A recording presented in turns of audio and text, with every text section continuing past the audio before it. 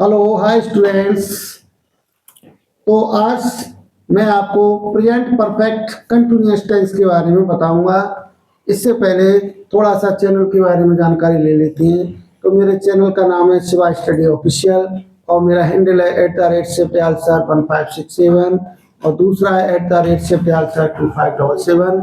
मैं अपने दोनों ही हैंडल्स पर स्टडी से संबंधित मटेरियल भेजता हूँ। मैं मैथ, साइंस और इंग्लिश तीनों ही सब्जेक्ट के मटेरियल्स भेजता रहता हूँ। जैसे भी टर्न होता है मैं उसी हिसाब से भेज देता हूँ। आपको जो भी अच्छा लगता है, जिसकी आपको ज़्यादा रिकमेंडेशन हो, वो आप मुझे कमेंट्स के माध्यम से बताएं, तो मैं उस चीज़ पर थोड़ा और ज़्यादा फोकस करूँगा। और मेरे चैनल को अधिक से अधिक लाइक और सब्सक्राइब करें। आप मुझे सपोर्ट करेंगे तो मैं भी आपको अच्छे से सपोर्ट करूँगा। आपकी जो प्रॉब्लम्स है उनको मैं सॉल्व करने की कोशिश करूँगा।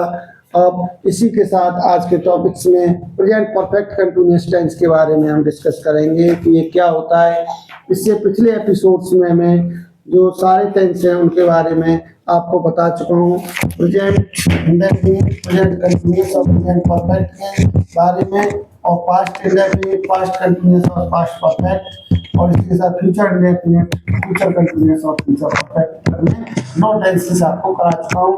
अब जो है आज का टेंस है प्रेजेंट परफेक्ट कंटिन्यूअस। अब प्रेजेंट परफेक्ट कंटिन्यूअस टेंस के बारे में मैं आपको कराऊंगा।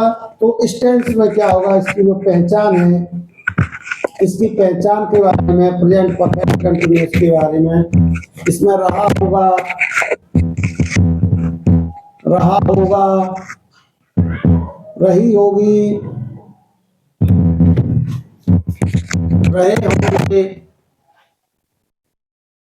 रहे होंगे आदि शब्द आते हैं। आदि शब्द आते हैं, यानी इस टेंस के जो अंत में रहा होगा, रही होगी, रहे होंगे आदि शब्द आते हैं। और इसके साथ साथ इसमें क्या होता है, सिंस और फॉर का उपयोग और करते हैं। सिंस और फॉर, जो पॉइंट ऑफ टाइम के लिए, पॉइंट ऑफ टाइम, सिंस का उपयोग, और पीरियड ऑफ टाइम के लिए फॉर का प्रयोग।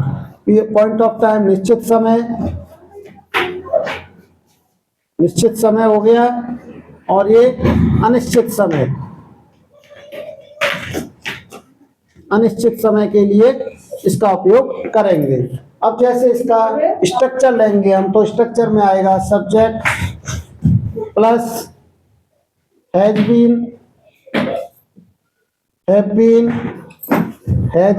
बीन प्लस वर्ब की फर्स्ट फॉर्म में, वर्ब की फर्स्ट फॉर्म उसमें आईएनजी लगेगा और प्लस का ऑब्जेक्ट होगा।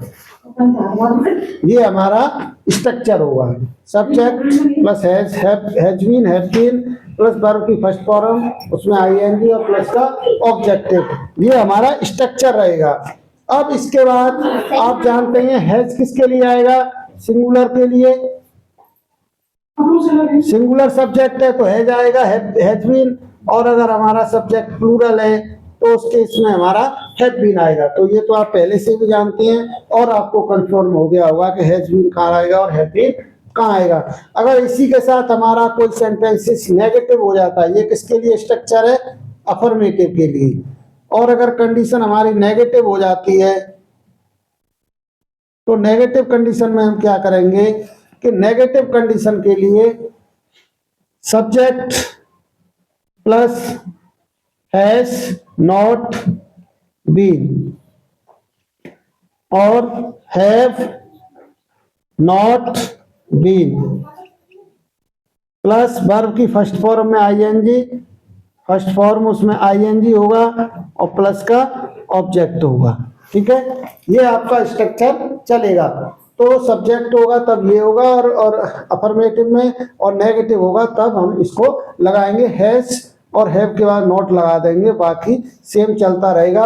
और टाइम के लिए हम सिंस और फॉर का उपयोग और इसमें करेंगे कि सिंस कहाँ पर आएगा और फॉर कहाँ पर आएगा, ये अभी आपको पता चल जाएगा। तो यहाँ तक आप स्ट्रक्चर समझ गए होंगे और इसको आप नोट कर लें अच्छी तरीके से। और नहीं समझ में आता है तो और मुझे आप पूछ सकती हैं। तो इसी के साथ अब इससे संबंधित एक तो एग्जाम्पल ले लेते हैं।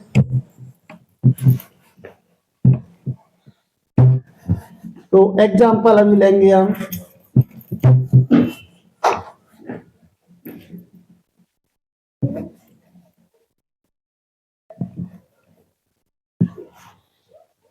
हाँ तो देखिए एग्जाम्पल में मैं लेता हूं, जैसे राम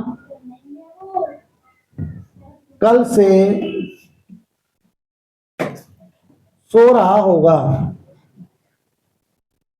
राम कल से सो रहा होगा। और जैसे दूसरा सेंटेंसेस है, वे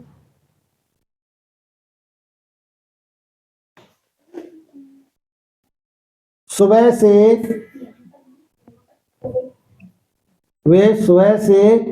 पढ़ रहे होंगे।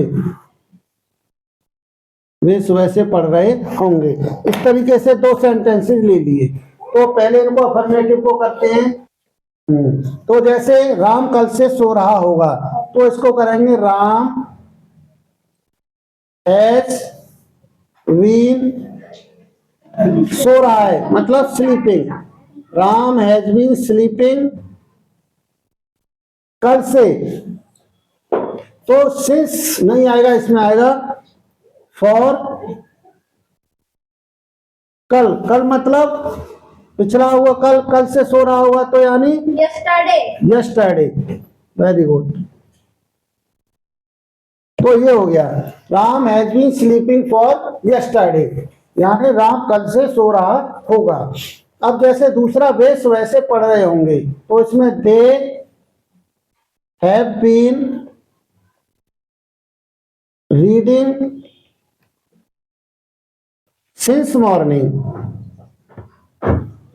यानी वे सुबह से पढ़ रहे होंगे। इसमें हमारा सिंस आया है पॉइंट ऑफ टाइम, और इसमें फॉर आया है। अब जैसे एक नेगेटिव का सेंटेंसेस भी ले लेते हैं। वे कल से स्कूल नहीं जा रहे होंगे। वे कल से स्कूल नहीं जा रहे होंगे। तो ये सेंटेंसेस ले लिया हमने, वे कल से स्कूल नहीं जा रहे होंगे। अब इसको करेंगे तो they have been, have not been, they have not been going to school to school कल से, तो for today, yesterday. for yesterday। वे कल से स्कूल नहीं जा रहे हैं। They have not been going to school for yesterday. तो मैं उम्मीद करता हूं कि आप प्रेजेंट परफेक्ट कंटिन्यूअस का अफर्मेटिव और नेगेटिव सेंटेंसेस भली भांति से समझ गए होंगे।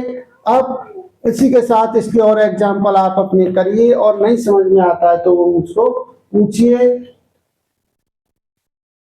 टॉपिक में इतना ही, ठीक है, बंद कर दिया।